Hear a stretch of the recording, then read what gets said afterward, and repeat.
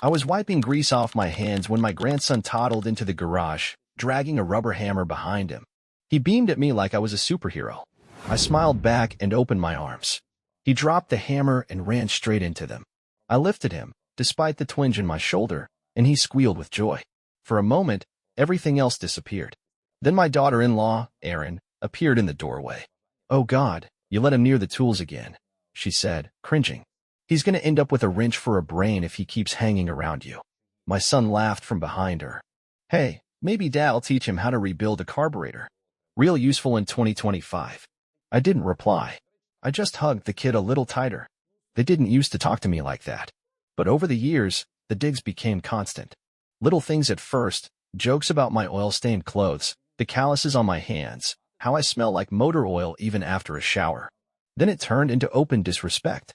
Erin's friends would come over for brunch, and she'd introduce me like a mascot. "This is Ben's dad, Jack. He's mechanically inclined." Always with the smirk. Like I was some ancient, irrelevant relic they tolerated for the sake of appearances. Ben used to be different too. We rebuilt his first car together in our driveway. A rusty '92 Bronco we turned into a beauty.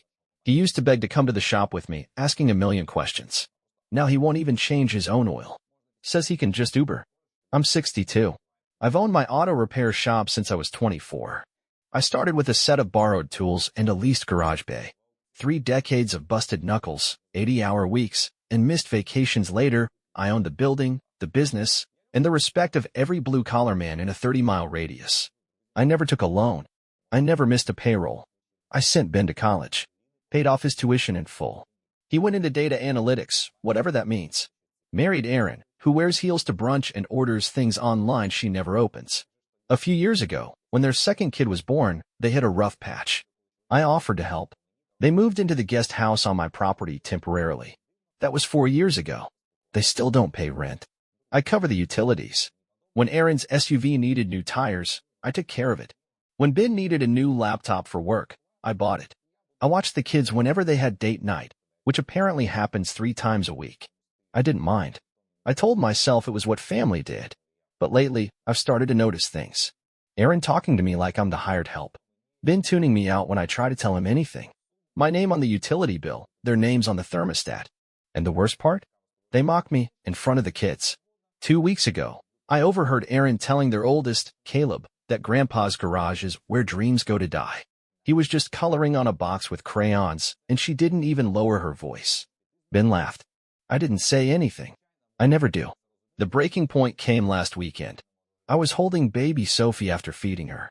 She was sleepy, curling into my chest like a kitten, when she suddenly vomited all down my shirt. I gently rocked her, whispering, "You're okay, little one. Nothing to worry about. Just a grandpa moment." It didn't bother me. Then Erin walked in. She looked at the mess, made a face, and said, "Ugh, that's what happens when you feed her gas station food." Ben followed, holding his phone. "Say cheese, Grandpa," he said, snapping a picture. "You're officially the house janitor/daycare." I kept rocking Sophie. Didn't say a word. Just cleaned her up and laid her down in the crib. That night, I couldn't sleep. I sat in the kitchen until dawn, sipping lukewarm coffee, staring at the dark window. I realized something important. They don't see me as a father. Not as a grandfather. Not even as a man. I'm just the background noise in their lifestyle. The handyman, the babysitter, the wallet. But I also realized something else. They don't understand who they're living with. They think I'm stuck in the past. That I don't know what digital banking is or how to navigate a spreadsheet. That I'm just an old grease monkey who can't adapt. They forgot I build a business from nothing. That I manage payroll, taxes, contractors, and 3 employees. That I've got retirement accounts, investments, and, most importantly, leverage. So the next morning, while they were off at their yoga spin brunch extravaganza, I made a few calls. Not angry ones. Strategic ones. To my lawyer, my accountant, my insurance guy.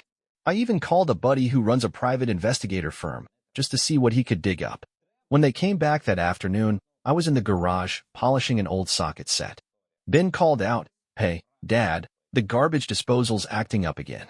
I didn't even look up. Just said, "Call a plumber." He blinked. "What?" I finally looked him dead in the eye and repeated, "Call a plumber." Then I turned back to my tools and kept polishing. And just like that, everything started to change. Ben didn't call a plumber. He waited until Erin was out for one of her spa days and came back to the garage like we hadn't just drawn a line in the sand. He brought 2 beers, popped mine open like he used to, and offered it with a hopeful grin. "I was thinking," he said, "maybe we could work on the disposal together. Like old times." I didn't touch the beer. "You've got money, don't you? Use it." His face tightened. "What's going on with you, Dad?" I didn't answer. Just kept working on the '68 Camaro I'd been restoring for nearly a decade. A man's dream deserves attention. Respect. Not pity, not patronizing. That night, I closed the Wi-Fi access for the guest house. Just one click on my router dashboard. You should have seen the panic. 20 minutes later, Erin was at the door, holding her phone up like a crime scene photo. "Is the Wi-Fi down?" "I've got a meeting." "I turned it off," I said, calm as a lake. "You? What? Why?" "Figure it out." Like I did. In '92. She stormed off. An hour later, Ben texted me a screenshot from some tech website, along with a long paragraph explaining routers, as if I'd forgotten how to reset the very thing I'd installed with my own hands. I didn't reply.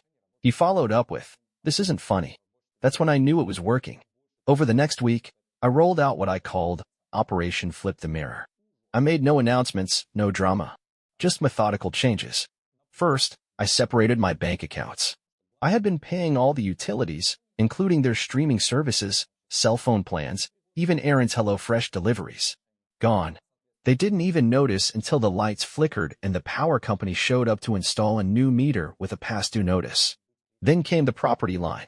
You see, when I built the guest house, it was a handshake agreement. No lease. No paperwork. Just family trust. But years ago, I'd filed the structure under my business as a depreciable asset. Technically, it wasn't their home. It was part of the shop's property, which meant I had every right to change the locks, terminate access, or repurpose it entirely. I filed official notice with the county to rezone the property and convert the guest house into a short-term rental. Gave them 30 days. Erin's voice reached decibels I didn't know existed. Ben tried to reason with me, reminding me of how they had nowhere else to go. "I raised you," I said, "not your expectations."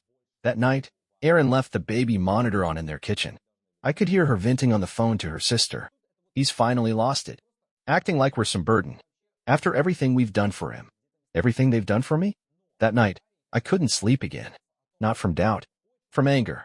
I walked the length of the property in the dark, letting the moonlight settle the storm inside me. The next morning brought the twist I never saw coming. I was at the shop, working on the Camaro again when an old client stopped by. Noah Miller, mid-50s, small business owner, runs a landscaping company. We traded stories for a bit, laughed over shared grievances, then he got quiet. "You know," he said, "I ran into Ben last week. Didn't know he was working for that software company that stiffed me last quarter." I frowned. "Ben doesn't work there." Noah gave me a strange look. "Yeah, he does. Or did. He was their analytics guy. Tried to convince me their contract screw-up wasn't personal. Had a name badge and everything." That night, I logged into the family tax software I still had admin access to, another thing they forgot. Pulled up Ben's most recent return. And there it was. The job Ben told us about? The one he supposedly got after grad school, making high 6 figures? Total fiction. He hadn't worked full-time in almost 2 years. He'd been taking out small personal loans, revolving credit lines, and get this, applying for business grants using my shop's address as his startup headquarters. Some of the forms even used my name as a co-signer. I checked my credit reports. So far, clean. But if I hadn't caught it, who knows? The next morning, I didn't make any calls. I made copies. Of everything. Printed the fake grant applications, the loan request forms, the emails sent from my network while I was in the garage fixing their broken crap. I slid the envelope under their door with a sticky note. "You've got until Friday." Ben knocked not even an hour later. Eyes wild, holding the papers in a shaking hand. "You went through my stuff?" he barked. "No," I said. "You left it in my house." He had no comeback. Just stood there, mouth flapping like a fish. "You lied to everyone," I said. "You're not working. You're stealing." I was gonna fix it. "Yeah," I said, "after you buried me under your debt." Erin didn't come out that day. Didn't say a word to me for the next 3. But on the 4th day, she came alone. Sophie in one arm, a manila folder in the other. "You should see this," she said. "It's about Ben." What she handed me changed everything again. Inside the folder were printed screenshots, emails, even Venmo receipts. Not just loans and fake jobs. Ben had been messaging another woman for over a year, sending her money, booking hotels when Aaron thought he was on business trips. Worse, he'd used my business credit card for 2 of those trips. She hadn't known. Not until the rezoning notice made her start digging. She didn't cry. Not yet. Just said, "I'm sorry. I thought I knew him." I didn't. I didn't say anything. Just nodded. Then she asked the question I'd been bracing for. "Can we stay in the main house, just until I figure out where to go?" I looked at Sophie asleep in her arms, that little chest rising and falling like the whole world depended on it. And for the first time in a long time, I felt something break free in me. "Maybe," I said, "but not for free. Not anymore." Aaron and Sophie moved into the main house the next morning with nothing but 3 duffel bags and a diaper caddy. I gave her the guest bedroom and made it crystal clear. No errands, no favors, no shared accounts, and absolutely no emotional rescue missions. If she was staying here, she was rebuilding, not reattaching. That same day, Ben came home to a locked guest house in silence. His key didn't work anymore. I'd changed the code on the side door and shut off the smart lock access. He stood on my porch for nearly 20 minutes, pounding, calling, texting, and eventually trying to peer through windows. Aaron didn't say a word, just sat on the couch feeding Sophie, staring through him like he didn't exist. I watched from the kitchen, leaned against the counter with my arms folded. When he finally walked away, I exhaled like I'd been holding my breath for a decade. He came back the next day, this time with an edge. "I have rights, you know," he shouted through the storm door. "That's my wife. That's my daughter. You can't just keep them like trophies." I opened the door and stepped outside. "You don't have a clue what rights look like. You're not owed a damn thing. You didn't just lie to your wife. You dragged my name through the mud to chase some pipe dream you didn't even have the balls to admit you failed." His eyes darted. "You don't understand. I was building something. You never believed in me." "I believed in you so much," I said. "I paid off your student loans, bought your first car, and gave you 4 years of rent-free living. That's more belief than most men ever get." He looked down. Then he muttered, "I'm not leaving without them." I nodded. "Then I'll call someone to help." He took 2 steps back and stared. "You'd call the cops on your own son?" "Son," I said, "isn't the word I'd use for a man who betrays his family and hides behind it when he gets caught." He left, furious, and alone. Over the next week, the fallout began to spread like a cracked oil pan bleeding across concrete. I found out from my accountant that one of the grant applications Ben filed under my shop's name had triggered a flag, a federal flag. Turns out, it wasn't just a fake startup, it was also tax fraud. I hadn't noticed because he'd used an old business EIN from back when I subcontracted in the early 2000s. It was inactive, but still tied to my name. If I hadn't caught it, it would have landed on my audit report. My lawyer was already working on a paper trail that outlined every way I'd been impersonated and defrauded. We submitted affidavits, system logs, even router activity showing Ben logged in from the guest house IP. Aaron handed over messages he'd sent from burner emails using our network. My buddy at the PI firm tracked down the mystery woman Ben had been sending money to. She was real and pissed. She thought Ben was single and wealthy. Turned out, she'd just lost her job and had started threatening to go public with screenshots. Meanwhile, I had a choice to make. Aaron was clearly in damage control mode. She cooked dinners, did laundry, helped around the house without being asked. I didn't trust her yet, but I could see something cracking in her. Her voice had lost that upward lilt that always came with condescension. She was quieter, more grounded. One night, while she was finishing dishes, she asked, "Were we really that awful to you?" I didn't answer. She set the dish towel down and turned to face me. "You used to laugh. You used to talk at dinner. Then one day, you just disappeared from the table." "Because the table became a firing line," I said. "I didn't know," she whispered. "You didn't want to." Silence. "I don't expect you to forgive me," she said. "But I want you to know I see it now." I nodded, not because I believed her fully, but because she'd said it without crying, without posturing, and without asking for anything in return. That weekend, the real shift began. Ben's credit cards were maxed. His credit score tanked after I submitted corrections to the fraud agencies. He was denied on 4 rental applications. No cosigner. No stable income. He started crashing on a friend's couch until the friend saw the name in a group chat and realized Ben owed him $1,200 from a business investment that never existed. That door closed fast. Then came the worst one. My shop manager, Nate, called me into the back office holding his phone. You're gonna want to see this, he said. It was a video of Ben, visibly drunk, ranting on social media. He was pacing on a sidewalk, shirt wrinkled, hair a mess. In the background, you could hear traffic and shouting. He was live streaming. My own father kicked me out, he slurred. After all I did for him. Fixed his books. Set up his digital system. You think this guy even knew what a spreadsheet was before I helped him? He's old. He's obsolete. They're all obsolete. Then he said the one thing that froze the blood in my chest. And he's got a granddaughter now. Just wait until she grows up and sees what kind of bitter man he is. That night, I called my lawyer and started the paperwork to officially disown Ben from any future business dealings, legal rights to assets, or real estate I owned. It wasn't symbolic, it was protective. Because a man who talks about his child like a pawn is a man who shouldn't be trusted near anyone I love. 3 days later, Erin came home with news. I want to file for separation, she said. I don't know where I'll end up, but I'm not staying legally tied to that man another day. I asked if she needed a lawyer. She already had one. I asked if she needed help with Sophie's custody. She already filed emergency papers. I asked why now. She took a deep breath and said, because when Sophie's old enough to ask why her father's not around, I want to be able to look her in the eye and say I protected her. I didn't hug her. Didn't cry. Just said, good. Because that little girl deserves better.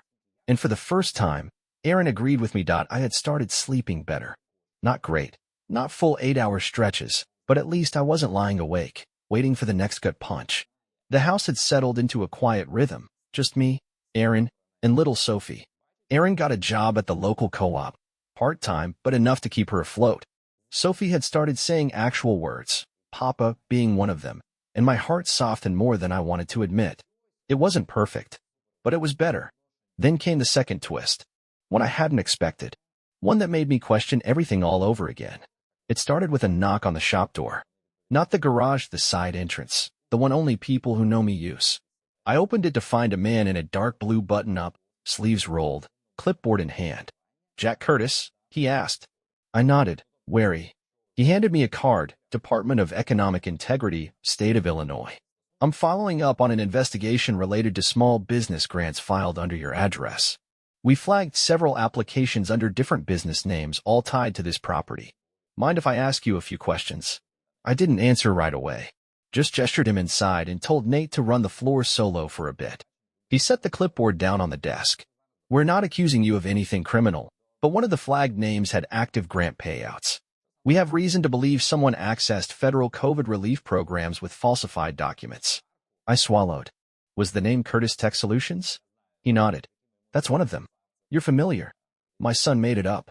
He raised an eyebrow. Do you have proof?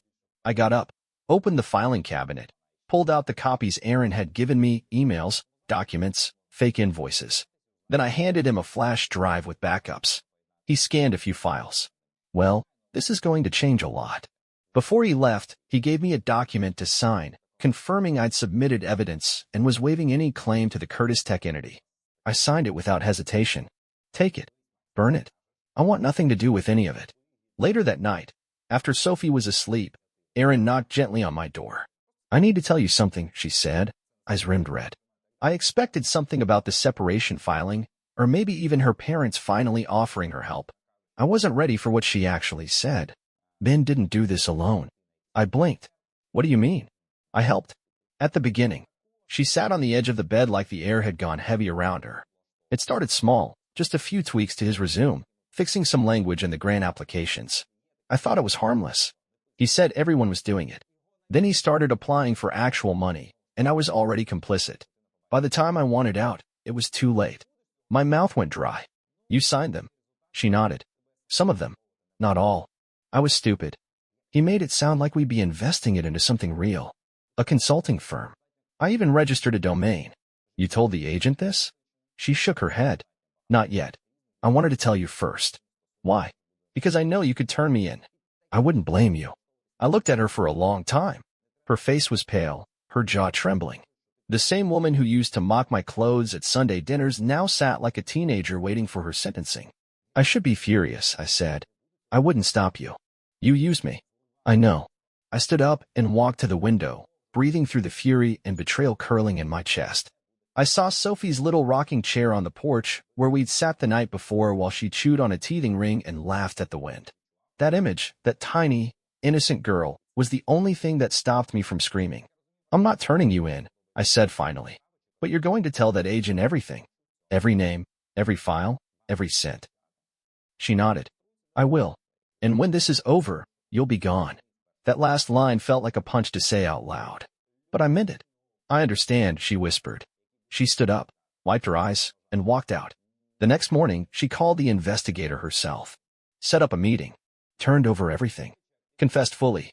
I don't know what deal they offered her, but it was enough that she didn't get cuffed right there. She moved out the following week. Left Sophie with me. "Only until this gets sorted," she said. "She's better here." I didn't argue. Sophie had a crib in the guest room again. And even though it gutted me to know what kind of wreck her parents were, I also knew she had one stable place in this world. That night, after Aaron left, I pulled out the photo Ben had taken months ago, the one of me holding Sophie, vomit on my shirt, mid-rock. I hadn't deleted it after all. I'd saved it. Not because of what they called me, but because I wanted to remember what finally broke the dam. Now, the vomit didn't matter. The look on her face, safe, sleepy, whole, that's what mattered. I put the phone down and checked the locks. My house was quiet. My garage was paid off. My business was safe. My granddaughter was asleep, 5 feet away. It wasn't the ending I'd imagined, but it was finally mine. 3 months passed. No drama. No explosions. Just slow, measured healing wrapped in the routine of a man who had finally taken his life back. The house settled into a rhythm again, only this time, without shadows lurking in every corner. I'd get up before the sun, make coffee, check on Sophie, and drive her to daycare 2 mornings a week. The other days, she stayed with me while I worked in the garage with the baby monitor clipped to my belt. Clients noticed the change. "You look lighter," Nate told me one morning as I was finishing an oil change. "Like someone took the weight off your back." I just nodded. No need to explain.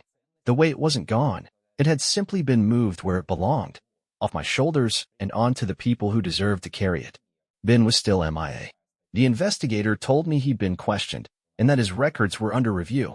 The fake business grants, the fraudulent tax documents, the impersonation. All of it pointed toward federal consequences. Last I heard, he was living in a motel 2 counties over, jobless, nearly broke, begging friends for rides because his license had been suspended after missing a court date related to credit card default. I didn't reach out. Not once. Then, in early October, a certified letter arrived at my shop. It was from Ben. A handwritten note. No return address. No phone number. Just ink on paper. "Dad," it began. "I know you hate me. You probably should. I don't even know who I am anymore. I messed up. I let things spiral. I lied because I didn't know how to say I failed. I hurt you. I hurt Aaron. I don't know if you'll ever forgive me. But if there's one thing I'm asking, not for me, for Sophie, don't let her grow up thinking I was never anything but a screw-up. I loved her. I still do. If I ever get it together, I hope I'll get to prove that to you. Even if I never see you again, I wanted you to know that. I'm sorry. For everything." There was no manipulation in it. No guilt trap. Just something that resembled honesty.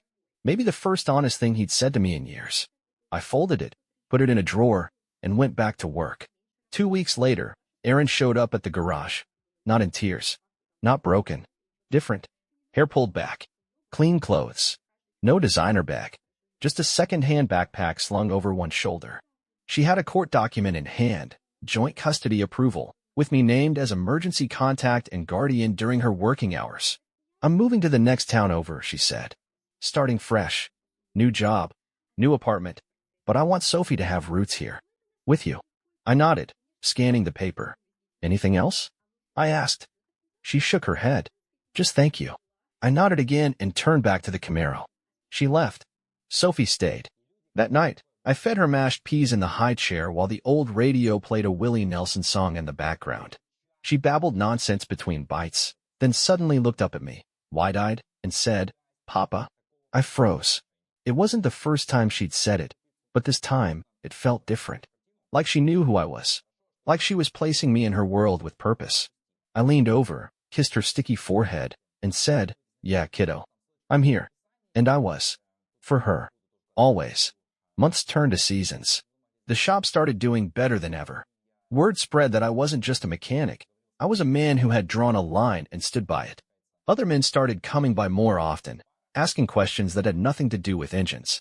Stuff about boundaries, about walking away from toxic relatives, about holding your ground even when it hurts. I told them the truth. Respect doesn't come from fear or force. It comes from standing tall when everyone else expects you to kneel. It comes from choosing dignity over comfort, from knowing when enough is enough and never apologizing for saying so. Sophie turns 2 this spring. She's walking now, talking in that half-understood toddler gibberish that still somehow carries weight. Her eyes follow me around the house. Her fingers grab my shirt every night before bed. When she cries, it's me she looks for first. Ben hasn't written again. Erin checks in every other week, brings groceries when she visits, helps fold laundry without being asked. She doesn't stay long. We don't rehash the past. There's no point. What needed to be said has been. One day, she asked if I'd ever consider letting Ben see Sophie. Supervised. Just for an hour. I didn't answer right away. But later that night, I wrote a letter of my own. Short. 1 line.